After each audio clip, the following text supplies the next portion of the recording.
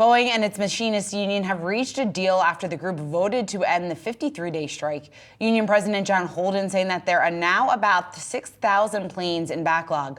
Joining us now to break down the impact of the strike ending, we want to bring in George Ferguson. He's Bloomberg's intelligence, senior aerospace defense and airline analyst. George, it's great to have you back. We've been talking to you throughout this and really ever since Boeing's trouble started, at least for this year, going back to the start of the year. So here we are with Boeing clearing a hurdle, a risk that many analysts had viewed that had been ahead here for Boeing. Just talk to us about how critical this is and what the charges then now look like as you take into account the pay increases that are going to go into effect here over the next 4 years.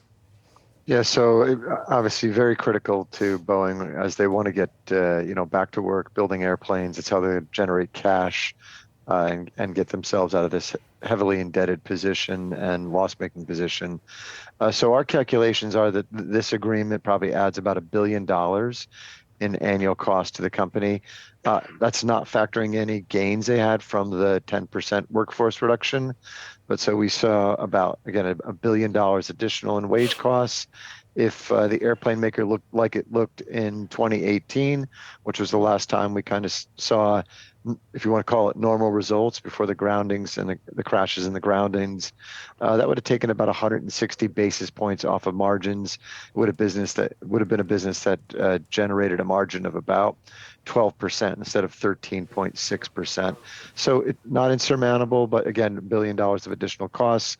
They'll have to find ways to to alleviate some of that pain. I mean, some of the ways that companies with major operations and machinist contracts, but also the ability to insert even more technology into the production lines as well, have looked to robotics, have looked to artificial intelligence. Is there anything within this deal that keeps Boeing from ultimately rolling out even more of that technology and deciding where it can perhaps trim and have cost savings on the machinist or the human touch element?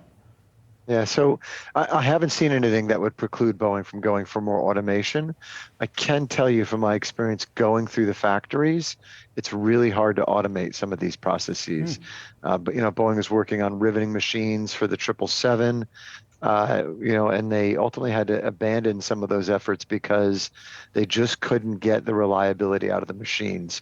Unlike an auto plant that will build like 440,000 units a year, look, even at a 50 rate on the 737, they're building 600 airplanes a year. The payback from automation takes a lot longer, and the structures are a lot more complex and custom. So does it mean they can't do anything? No, they're constantly making strides on that automation, but it's much more difficult in this industry, again, because of the volumes and because of the sizes, shapes of some of this stuff. So, George, you don't see a real risk then of layoffs after this? Well, so they've already announced a 10% reduction across the board, right? I think what I've heard is that it probably doesn't affect machinists. It feels like, Boeing over the last number of years maybe have gotten a bit bloated, so maybe they take some levels of management out. Maybe they take some workers out from some of the lines they're shutting, like 767. I think they can find efficiencies. Every big company can. Again, I just don't know that I would look to automation to be the big driver. I think Kelly Ortberg's actively looking at the portfolio and trying to figure out what he wants to do in the future and what he doesn't. We've heard talks about selling space. He is closing the 767 line, which was running at smaller volumes. So I know they're looking at ways to optimize, and I think for sure they'll find ways to reduce some of the increased costs. George, with the 45 seconds we have left, strike ended now after 53 days and new contract in place. What happens for the airlines that are now waiting for their orders to start to get delivered? Yeah, there's a lot of chatter about sort of whether there's an airplane shortage, but what we're seeing in the airline world is that we're seeing margins fall. We're seeing them fall in the U.S., even China. We're seeing them fall. So it doesn't feel like there's a shortage yet. I think some of those airlines will wait a little longer. The effects of this strike will, be more than the 2 months they were out. So maybe it takes them 4 months to recover. So maybe you're pushing things back 5 or 6 months for some of these airlines. George Ferguson of Bloomberg Intelligence. George, always a pleasure to grab some time with you. Thanks so much. Thank you.